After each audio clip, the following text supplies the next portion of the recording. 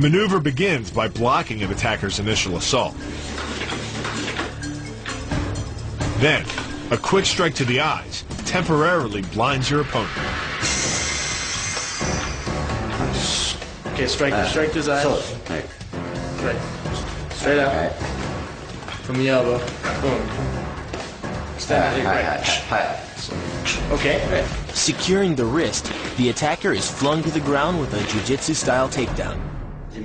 Hold your left hand as this, and then lean your body onto the ground, and then you use your knee to drop the enemy's knife.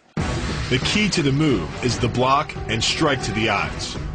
The block and strike disrupt his concentration, allowing you to take control of his attacking arm.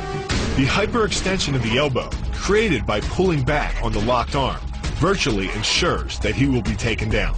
The knee strike to the wrist dislodges the knife and further loads the elbow and shoulder. The technique can easily result in damage to the elbow joint, the tendons of the rotator cuff, or even a broken arm. So, Sensei taught us a vicious attack called Ude Gatami.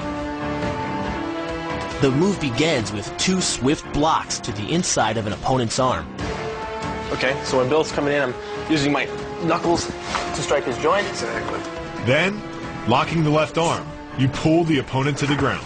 Do I have to use my foot on him at all, or do I just pull up? Sink your body weight lower, and just because of how hard it's going to be to torque that shoulder, you just sink back and take his balance away. The key to this move is turning your opponent's lower arm into a lever.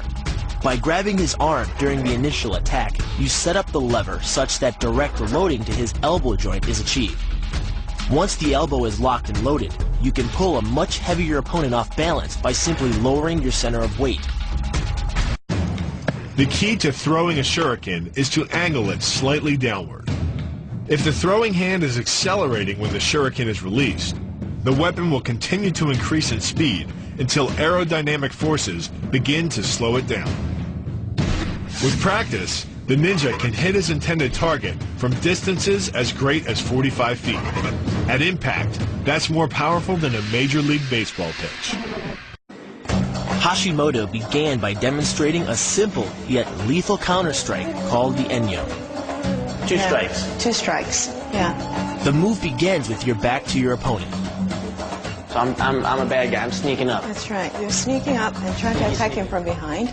Though it may seem like magic, a trained ninja can actually sense an opponent approaching from behind. The rustle of cloth or the sound of metal as the blade is drawn. Even vibrations in the floor can give away an approaching enemy.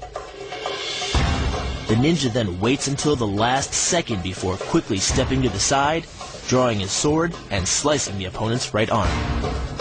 And that's attacking my arm? That's right. Your upper arm. As the attacker draws back and attempts a second strike, the ninja raises his blade and cleaves through the enemy's head. So this is the final one to finish you off. Say that again. This move is more about timing and precision than power. Instead of hacking through the limb, the first strike imparts an injury just a few inches below the elbow. The sword's razor-sharp blade easily slices through the soft tissue of the attacker's arm. This opens up his defense and provides the ninja a clean opportunity to deliver the kill stroke, a powerful shot to the top of his head.